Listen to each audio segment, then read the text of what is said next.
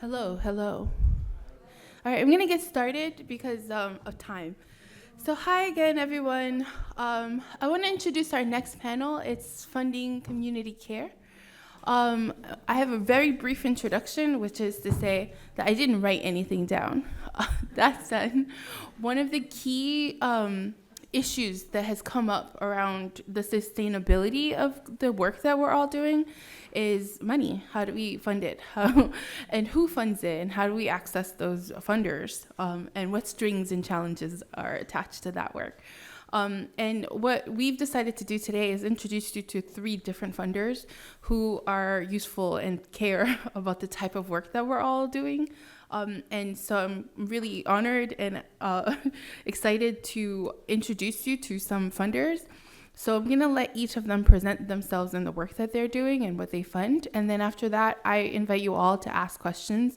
And I want to make sure that we're asking questions that are useful for the movement work that we're doing. So it's not about looking good to these funders because they care about our values. It's really about challenging philanthropy and making sure they understand the challenges of the work that we're doing. And that should be reflected in what they fund and how they fund it. So let it be a challenging conversation so that we can all grow and learn from it. Right? Cool. That said, I want to pass it over to Ayeesha from Haymarket People's Fund. Go ahead, Ayeesha. Thank you so much. Hi, everyone. I am so sorry that I can't be with you all in person, but super honored that you asked us to come and listen today. So my name is Ayeesha Lane, and I have the distinct honor and privilege to serve as the board chair of Haymarket People's Fund. I've been involved with Haymarket People's Fund for probably about 25 years, if not longer. That dates me a little bit, but it's been a real joy and pleasure to be connected to Haymarket in the ways that I have. So who is Haymarket People's Fund, right? I don't know if many of you know who Haymarket is or if you've ever heard of us, but we are an anti-racism multicultural foundation whose mission is to really fund community organizing work for grassroots organizations throughout the New England region. And we've been doing that for about 51 years. We really see ourselves as being sort of behind the scenes, providing funding to almost every social justice movement New England has seen since 1974. Each year, our volunteer grant making panel, which we have a what we call a funding panel, and they're the ones that make decisions. We pull them straight out of community, and they make decisions about what money goes where in the region. Um, we are again we really do focus on grassroots organizations. We're very focused on being anti-racist and anti-racism organizing. Um, I'm just sort of looking at my notes. Please forgive me for looking off. One of the things that I think was exciting about us being with you all today is that we really appreciate the opportunity to learn directly from communities. We've been doing that forever, and this is even in this time, we've been asking our grantees about what it is we could be doing for you, and so this is just another opportunity for us to listen.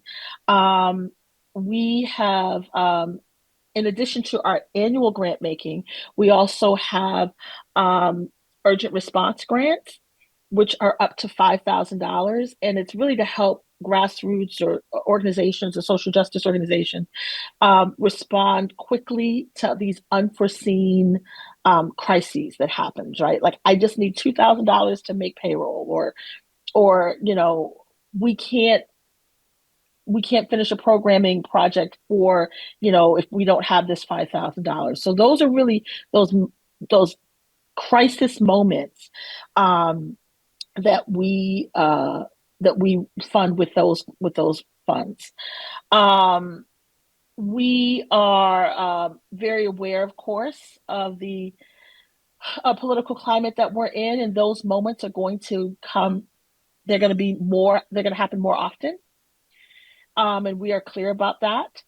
And so we are even discussing on the board, we are discussing how we actually expand.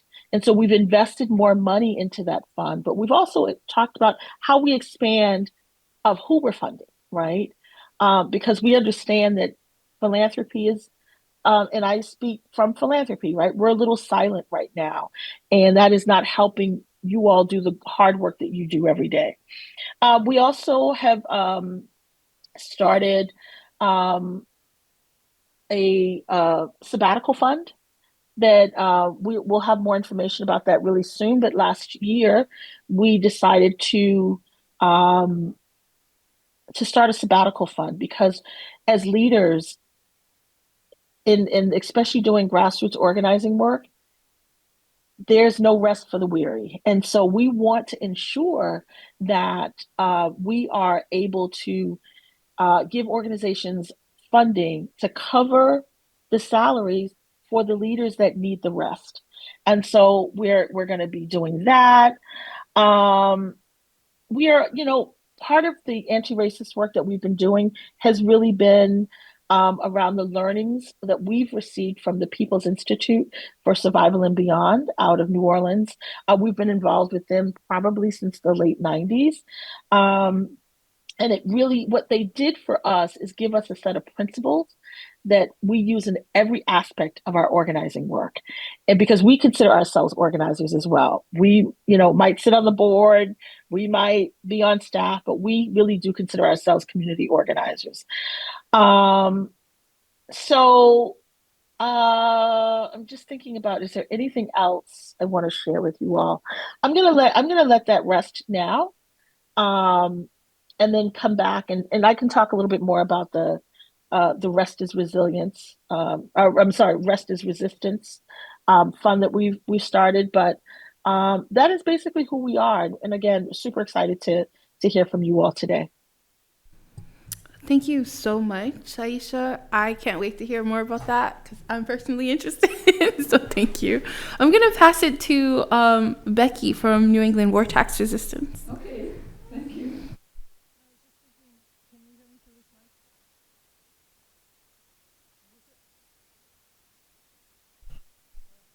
Okay.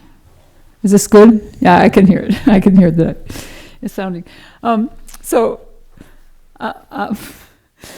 it's fascinating what a small world it is because Ayeesha was talking about the People's Institute in New Orleans, which I worked with as a volunteer in 2007, soon after Hurricane Katrina, and after I had become a carpenter and then teaching carpentry to people in the Ninth Ward who wanted to rebuild their houses. And I haven't even heard much about People's Institute since then, but it's great that they're still around and helping out with all this critical work.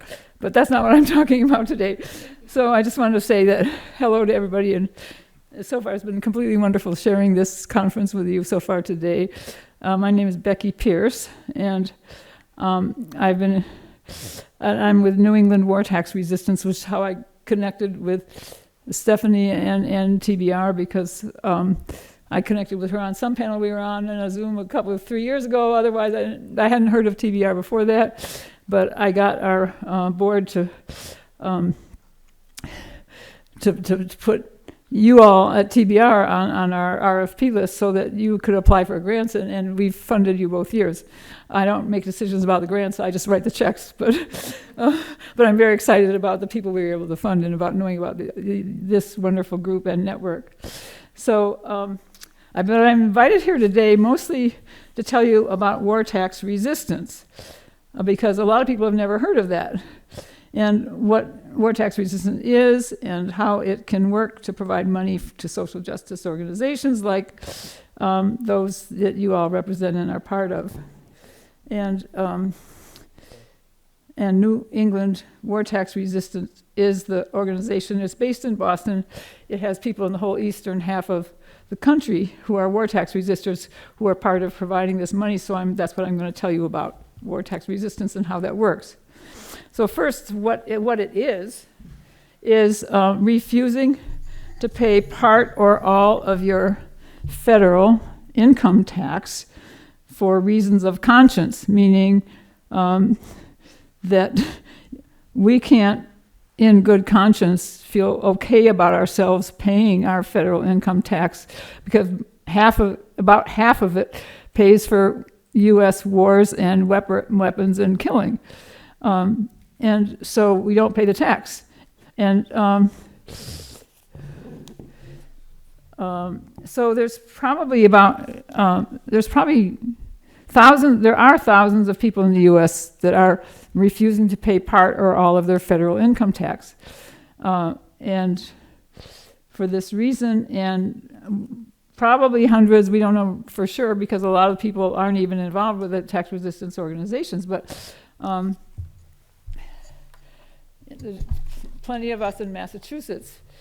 I live in Dorchester, Massachusetts, which is part of Boston, and several of the other people that are on our board are there too, but that's just kind of coincidence. The organization has been around for over 50 years, since I think 1968. So there's lots of different ways that people do this, but most people fill out their 1040 tax form correctly. They don't try to make the number smaller or anything like that. They fill it out correctly and honestly and send it in by April 15th as required by law.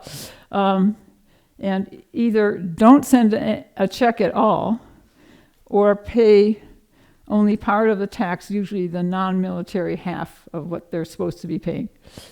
And many people enclose a letter saying something like, I cannot in good conscience pay this tax because so much of it goes to pay for war. But you don't have to send a letter. The letter doesn't change what happens next, because the IRS does not care about why you're not paying. They couldn't care less. They just want the money. They just care that you didn't pay. And they will try to take it from your paycheck or your bank account. And a lot of people think you can go to jail, for not paying your taxes. Nothing could be further from the truth. But the IRS operates on fear. That's how they get people to pay their taxes. If they didn't have us also afraid of them, they would never be able to fund the government, because a lot of people wouldn't pay. And it's a lot easier to scare people than to try to collect the money by seizing it from your bank account or your salary.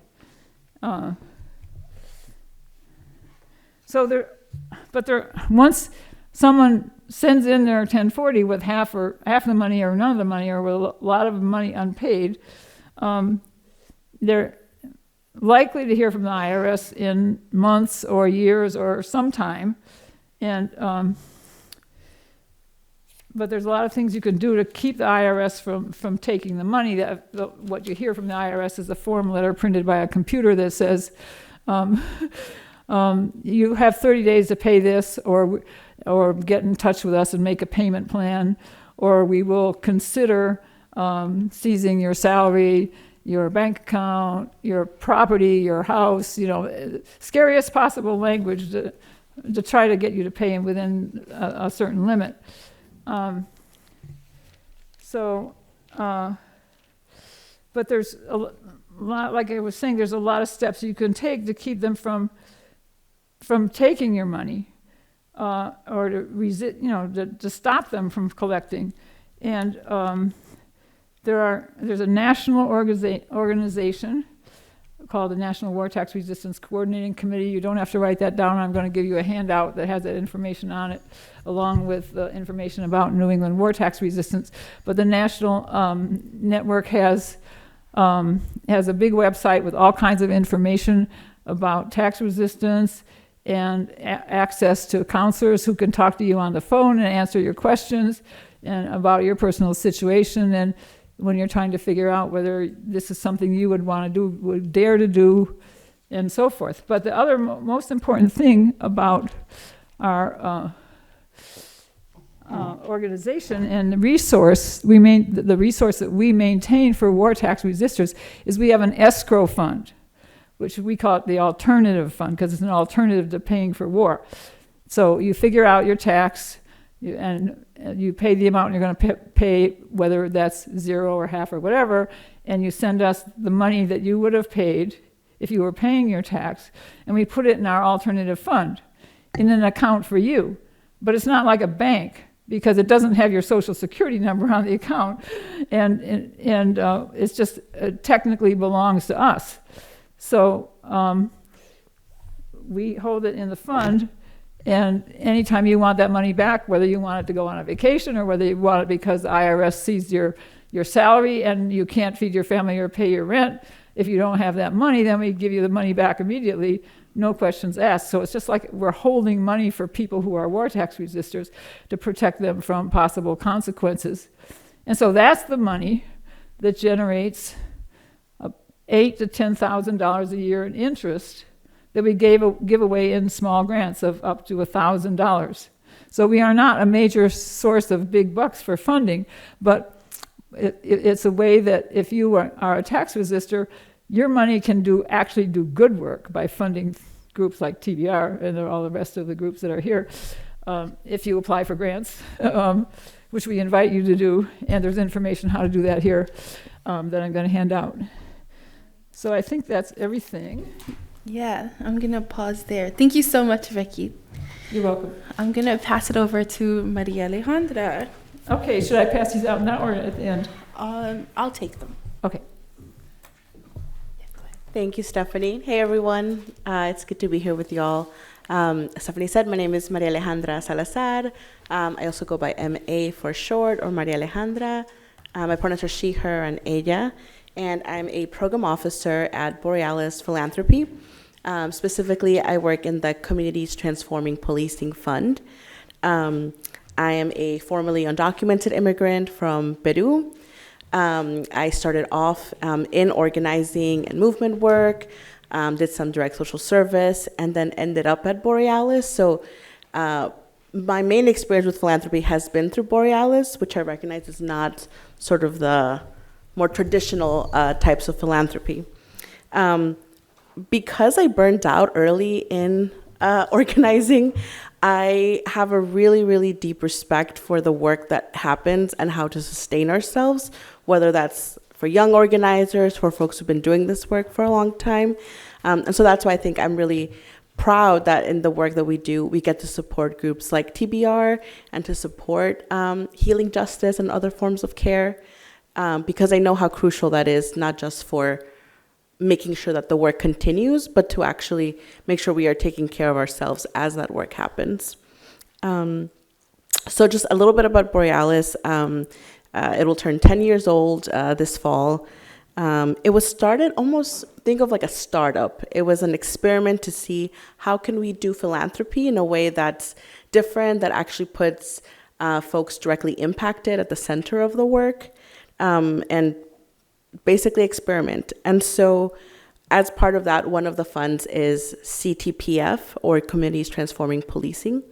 Our goal is to reduce the size, scope, and power of policing and police associations. And the way we do that is by granting out money with the underlying premise of trust. So we trust that those directly impacted by carceral systems, surveillance, and other forms of policing are the ones who have the solutions. And so that is how we try to do our grant making, with that at the center. Everything we do from there just sort of like, it flows all from that premise. So our grant making, for example, we do 3-year grants. Again, as someone who was on the other side of things and had to like write grants like every year, like you're constantly writing grants to fund the work. So it's hard to do the work because you're always trying to, you can't even plan like long term because you're just only able to think to the next grant cycle. So we thought multi-year grants would be a really important component of that. 2 is having different ways to apply. So folks can do like a video narrative. You can answer short questions. Our goal is to not make a super, super cumbersome application process. 3 is to have flexible reporting. So we've started doing a movement-defined learning project. So instead of having to do a really long report on like how many town halls have you held and how many people did you reach? It's more of there's one survey, or you could do a community, like a peer learning session, or if you've already written something for another foundation, you can just submit that instead. So we're trying to address some of the barriers that go into getting funding out to movement work. To give you a sense of sort of the 3 buckets of work that we fund, so we have one that's decriminalizing the most vulnerable communities. So some of our grantee partners are working to decriminalize sex work, decriminalize drugs like marijuana, decriminalize, I'm trying to think, housing insecure folks. The second bucket of work is supporting victims and survivors of police violence. So this could be families who have a loved one that was killed by police, groups who then also provide support to other families who are going through that. And then our third bucket of work is what we call alternatives or community safety and healing work. And so that's what TBR does. That's kind of what falls into our bucket. So I could share, for example, let me see. Yeah, so for the community-led heal, I'll share a couple of groups that we fund to maybe give you a sense of the types of work. So there's a group called CAT 911, Community Action Teams. There's the Anti-Police Terror Project. They have a mental health first program. There's a group called Denver Alliance for Street Health Response, or DASHER. And I should mention Borealis is a national group, so that's why these are kind of all over the country. Healing by Choice, that has a Motor City mobile wellness program. Justice Team Network, that has a California Healers Network, and Emancipate North Carolina. So those are a couple of groups. They're each doing what we would call community-led safety and healing response work differently in the way that applies to their specific location. But we think this has been really important because as much as we need to attack policing at the root, we also need to be imagining something new, something better outside of the confines of policing. So that's why this third bucket of work is really important to us. There are other pieces that we also support. So if I had to come up with almost like a profile of the types of grantees that we fund, some of these are organizations that, let's say someone is like a young organizer, they end up building this group. Now they're an executive director having to think about like payroll, board development, talking about narrative change, all these things that maybe wasn't, no one got into it to be like, I really want to do like HR and think about that for my group. So the other piece that we do is, apart from the monetary support, is capacity building support. So what that means is we offer one-on-one free consultations with technical assistance consultants. So, and I think actually TBR has used some of those resources. Yeah. So it could be someone says, hey, we want to do some defund police work in our city, but we need to be able to read through the budget and actually understand like what percentage we can ask for, what an actual demand could be. And so we have experts that can actually read through a city budget and then work with folks to craft demands from there. We have peer learning sessions so that folks can learn from one another. And our goal is to be able to connect groups, in Massachusetts with groups in California so they can support one another. And we, part of the other, I wouldn't say they're rapid response grants, but they're more like one-time, we call them healing justice grants. This actually comes from disability justice movement work. So we've been able to experiment by giving out one-time funds to do things like a sabbatical, a staff retreat, a massage chair for the office, like whatever kind of support would be helpful to a group. And again, we understand that this is what's crucial if we actually want to maintain and support work for the long term. There's other things I can talk about. Before I get any further, I just really want to name sort of this tension that I sit with as both an immigrant, as someone who comes from nonprofit and organizing work. And that's and Stephanie alluded to this earlier, which is the way that philanthropy as like an industry is oftentimes very fickle. It's reactive, kind of that whole like changes with the wind, can be unnecessarily burdensome, especially for folks who are like dealing with some like life or death things in the moment, right? No one's got time to like sit down and let me make sure I'm like uploading my report to the grant portal. And it also brings up this kind of bigger question of like who is worthy. And so I think sometimes funders are put in this position where they think that they have to say, well, this group is worthy of money because we're doing the grant making. And so to me, okay, the tension I sit with is that the wealth of philanthropy comes from stolen labor and stolen land. So it's hard to be like the money we're moving around is going to really good causes, and yet it also comes from, this real, like when you see there's, or, foundations out there that are like, oh yeah, the money comes from like shipping, and it's like, oh, it's from the transatlantic slave trade, and that's where like all these millions of dollars are coming from. And so that is a tension I just want to name, because it's really good work, and I also have to think about like where this money is coming from. So there's more I can talk about, like if anyone has questions on sort of like the sort of like boom bust cycle of philanthropy, and like where are we now as far as like how we see where philanthropy will be funding next, or what is the appetite to fund maybe things like now under this current administration versus before. So I can get into more of that later if anyone has questions on that. But I think I'll stop there. Thank you. Thank you so much. Oh my gosh. I want to first express my gratitude for the tension that you're sitting with, because I think that tension is useful. And it keeps you aware of what we're all dealing with on the day-to-day, and the fact that you're naming it and acknowledging it and working through it is great for the movement. So I just want to express my gratitude for that. I also want to thank the three of you all for coming to share about your funds today. And I really encourage everybody to engage with these funders to see if they're a good fit for the work that you guys are doing. And I want to lean into some of the tensions, because the sustainability of our movement is at stake. And I also want to recognize that the right has been doing a lot of work to dismantle the resources that sustain this work. And so that the mechanisms for funding and sustaining our movements are at stake right now too. And so the fact that we have access to these progressive or even radical funders who are present with us is really an honor, and again, I give my gratitude.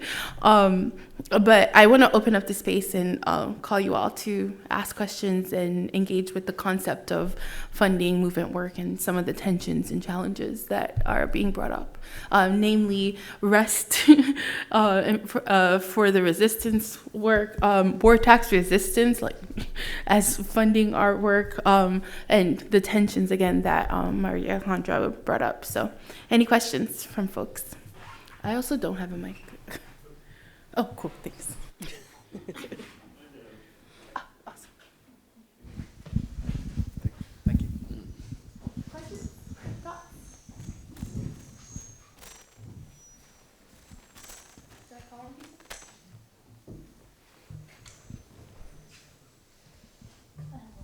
Yeah. First.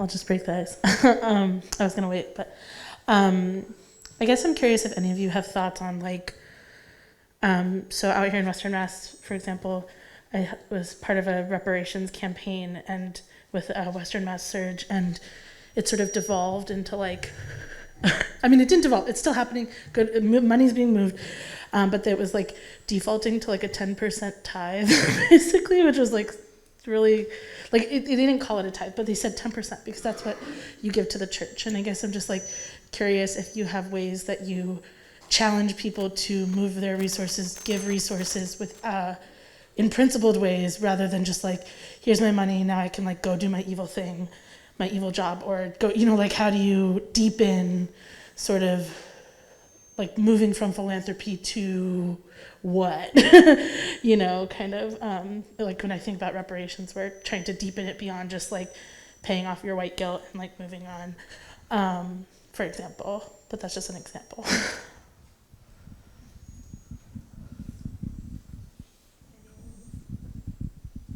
I think one of the ways that we think about this is, when we're approaching donors, particularly at the beginning when like being anti-racist wasn't cool. It's now a good buzzword. But we wanted people because it was the right thing to do. And so, not because you were necessarily going to get anything out of it, but what we always say, particularly about anti-racist organizing, is that it brings us all back to our humanity. And so that's how we talked about this work and implored people with wealth to give. And they did that, right? But it was work to do that. It was about building relationship. It was about calling people to themselves and saying, you say you want this, but these are the ways that we're asking you to help in these movements, right? There are people that had very specific ways that they were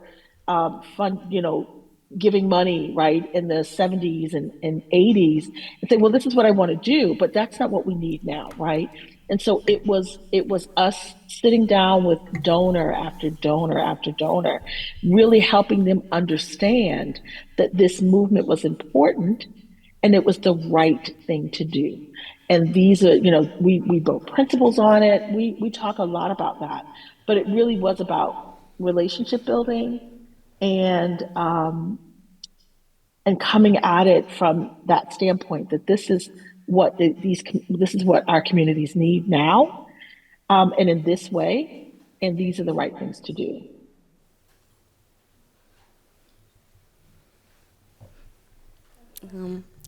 I can add just a little bit to that. That in our role as what's called a philanthropic intermediary, meaning we both are grant seekers and grant makers. Part of our role we see as also organizing other funders and helping them move to a place where maybe, they were more likely to fund something like what were we calling it? Like a more palatable, let's say, program that worked with police. And so I think part of our role is helping them understand actually going for this other option that maybe seems more radical or whatever. Like, this is actually the smarter move because now you're not funding something that you're going to have to dismantle later. So that's one, is like organizing other funders. And two, I would say, is like we include donor learning as part of our process. So what that means is when we do, because we are grant seekers, we also have to be accountable to our donors.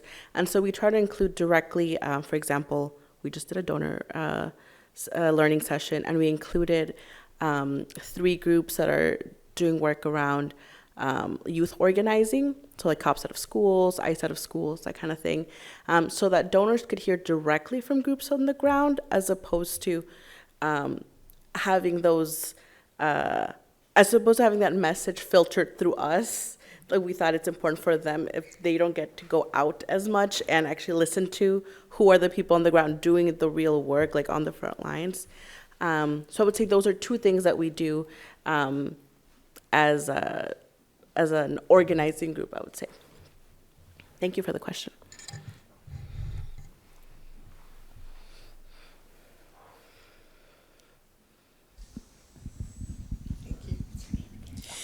Hi, my name is Claudia, and I have a question about somewhat in regards to building those relationships with people. And what brings that up along with this conversation is in Northampton, they recently had a meeting for the community to redress reparations, and they did a bunch of research. I'm not fully remembering it all properly, but basically they did a lot of research, found that a lot of deeds, there were a lot of racist deeds being used all the way through it, that really impacted home ownership, probably businesses, and like all the way through to like 2020. And they started naming these businesses that were doing this, and it was largely banks in Northampton, and Smith College was named, and then they had posed this question about what do we do with this information and this legacy, and I had named how that impacts where I live, which is currently Northampton, and how it's a vibe there, and how it feels walking down the street, how it's like isolation is by design and is a part of that legacy, because it impacts who could get housing, who could get access to the community, and all those things that I still see today. And I guess it just made me think of their goal, which was, I think, to start having conversations with these businesses about what can we do to like redress this, which kind of goes into my question of how do you start building that relationship in terms of like, in this sense, this was like reparations, which involves money and involves thinking of folks in the community that were impacted by it. Like, how do you start building that relationship, I guess is what I'm asking. Coming from this like legacy, it just, I guess, like, not saying that every person here has that kind of background, but I'm just kind of using that for context when it's really challenging. And we also named some of the things that can be barriers and the tensions that we sit with. So I guess I'm just wondering, how do we build those relationships, or how do you build those relationships with these tensions that are really deep and go back, far back, and that are still existing and impacting people today? Like, one of the things that they brought up at the meeting I was at in Northampton was, you know, they were wondering if they go to these banks and say, hey, would you like to consider this fund or things like that? And I don't even know if it was like they named that as an option. They had some other options that I don't want to say that they were bad, but they just felt softer and not like completely direct.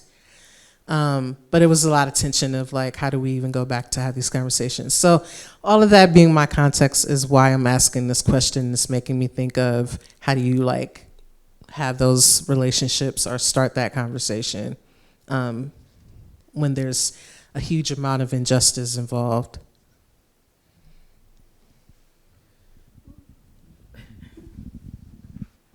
I think that's such a great question, right? Like, how do you do this when quite frankly you have feelings about it, right? We all have feelings about it. I think we're transparent, right? We tell the truth about the truth. And so we are transparent about where we are. We tell the truth about what it is and why it has happened. I mean, we do that unapologetically, right? I think but I think the other thing is that we meet people where they are. So one of the things that I have learned from Haymarket and my work with Haymarket is that I don't go in expecting people to be on the same page with me. And so that has helped me build a better relationship and bridge with people that may see things differently from me, particularly in this work, right? If I'm talking about donors and the such. But I think that we are transparent, that we tell the truth about the truth, and we meet people where they are. That is the hardest part, though, right? So it is about managing yourself in those hard moments. But I do think that it's those three elements for us. The way I see it is really about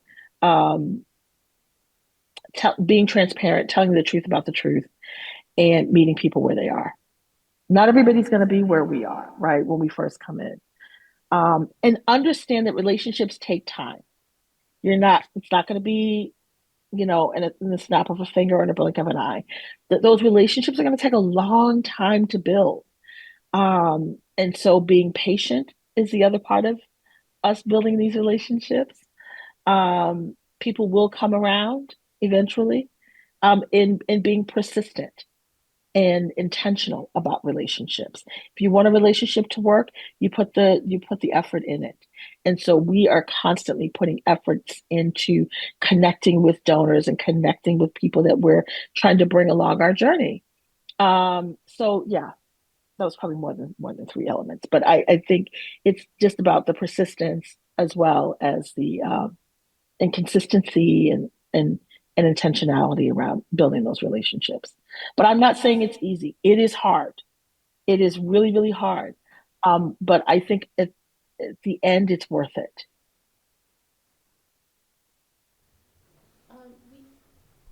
Right. Thank you so much, Ayeesha. So we do need to wrap up this panel now.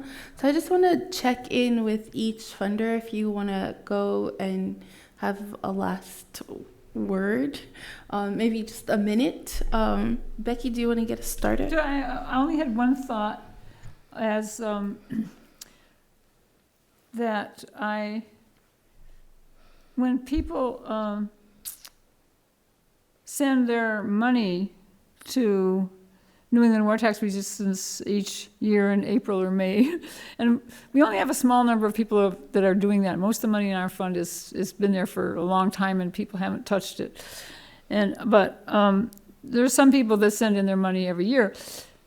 We could ask them if they wanted to go directly to grants, rather than having it go into essentially our endowment, which is the money we just keep holding, and it keeps generating a small amount of interest every year that we give away in grants. So I'm just saying I was inspired by hearing everything from the two of you and knowing stuff about TBR and everybody else to think about that option and asking next year when we send out our letter that goes along with the grant check and our letter that goes to each of the fund members who have money in our fund, we can ask them if they would like us to do that with their money instead of leaving it in our fund.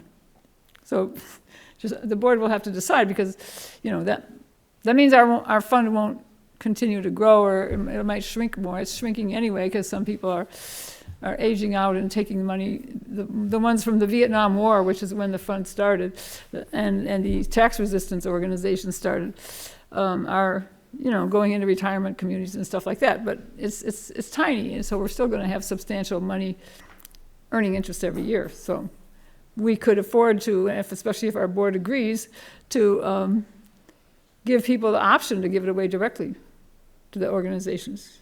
And we tell them the organizations that we're funding each year when we send them their annual report about how much money they have in their account.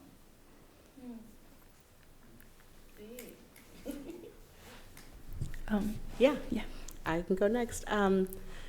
So earlier, I think the first panel, we had talked about the almost like boom-bust cycle of philanthropy, and how during the 2020 uprisings, there was this huge amount of interest in activism and this work.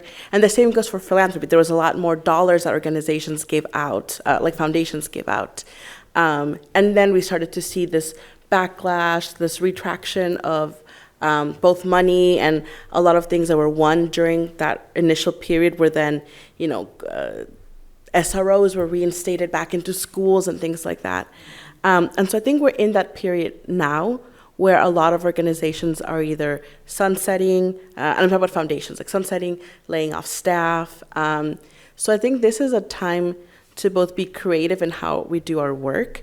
And what I mean by that is, I think we'd also discuss how there was this defund backlash.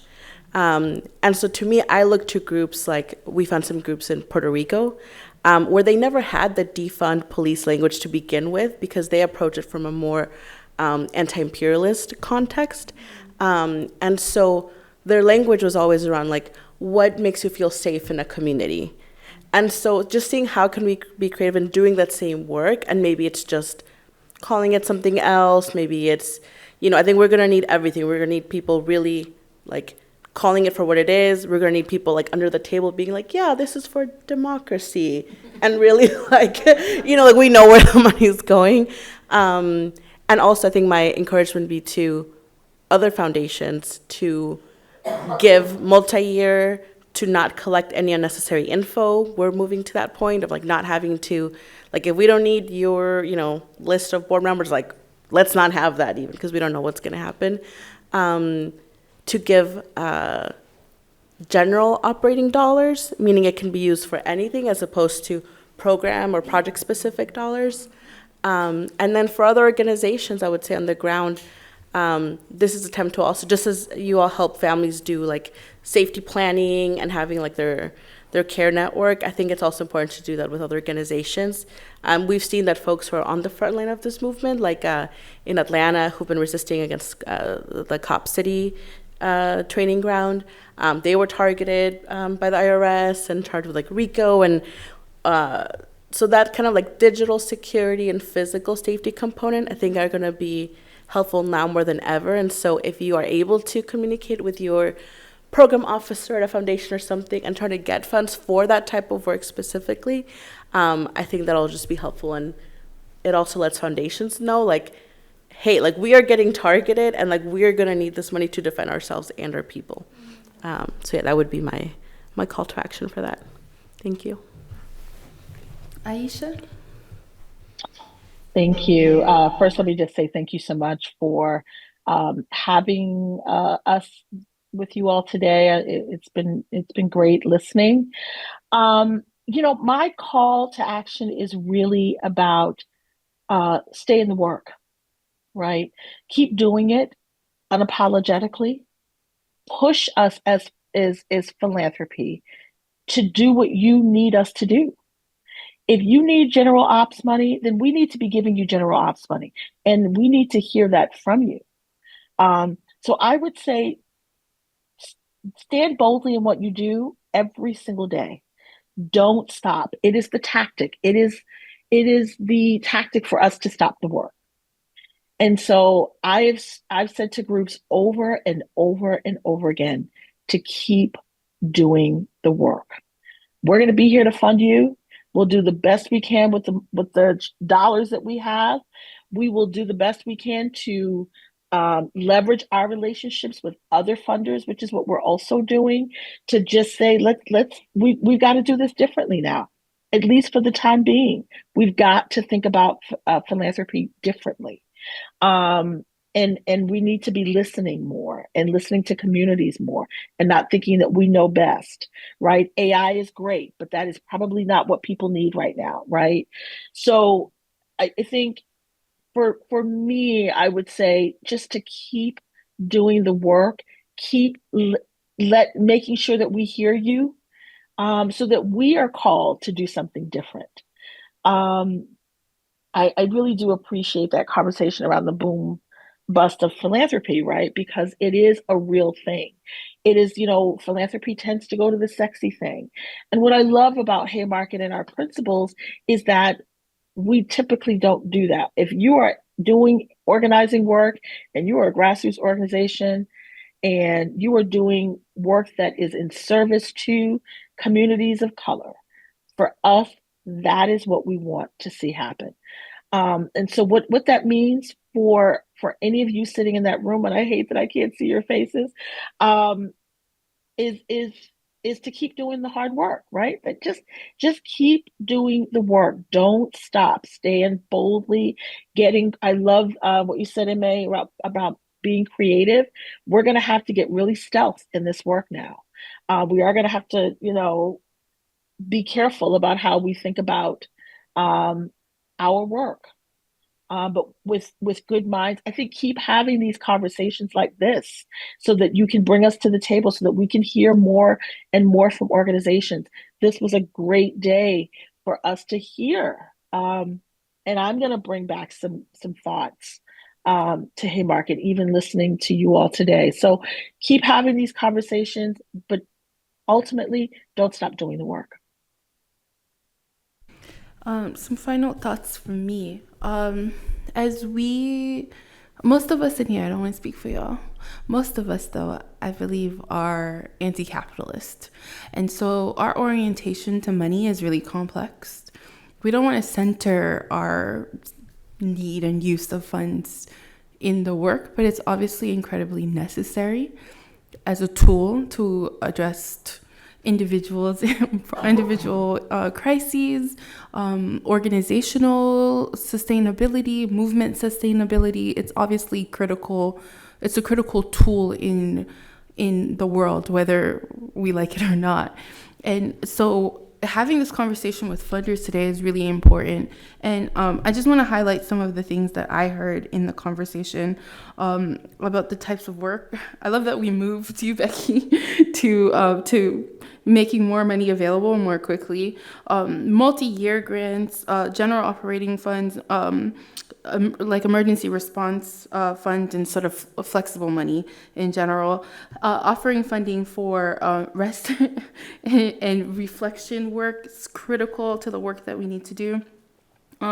Also offering non-monetary support, like consultants to support the work, which is often really challenging to afford for small organizations. Really great work. I also want to call into this space today Monica Cannon Grant, who is an organizer from Boston, who is in jail now for misuse of a government grant. So they do come after organizers, and they look at the money to come after us. And so it's really important that we have the right infrastructure to be able to address the issues. And I just want to call Borealis back in. They do have consultants that support with making sure that infrastructure is laid right. And as organizations grow, that they're properly managing funds to avoid this unnecessary interaction with the carceral system. I also want to call in some other things that I think might be useful. Some non-monetary support that I'm part of a Haymarket subgroup called STAR, and some discussion that we've had in that group is sometimes we need to be in conversation with other groups that we're in public conflict with, and we need sometimes like a funder to call them to the table, and maybe that's another way to sort of leverage your power and role in the work. To help with calling organizations to the table to have conversations about movement work. Another thing that we've been finding challenging is the funding caps. And so there's a certain amount of money that we can have and money that we can't have, but it means that it's really challenging for us to constantly every year have to raise the right amount of money to meet the exact need but not go over, and we can't hold money because carryovers are a problem, and blah, blah, blah. We could talk about the nonprofit industrial complex at another point, but another thing that I think might be useful for us to think about the longevity of the work is property. And it's really, a lot of funders don't fund capital campaigns, but organizations like Holyoke Media can have us here because they own property. They have the space to allow us to use it. And some organizations sunset because they don't have the space, or they spend so much of their resources paying for rent in their office spaces. So I'm calling you all to help us think about that long term and how to address it. And I just want to thank you all for being a part of this conversation today. And I think this is going to be a long-term conversation for us to have about our relationship to money, the movement, and the sustainability of the work holding our large anti-capitalist politic. So thank you all so much. Thank you, everyone, for being a part of this conversation. Next up, we do have a tea break that's happening right now. We're a little behind schedule, but there is tea upstairs on the second floor. And then after that, we're going to head over into our Art in Connection space, which is going to be different parts. Should I just read where they are? Okay. So there's going to be an herbal conversations for community care healing space here on the first floor. It's on the second floor. A weaving activity upstairs in the breakout space, that room with the large conference table, and a zine making and reading in the center hall where the food and stuff has been. So thank you all. Great.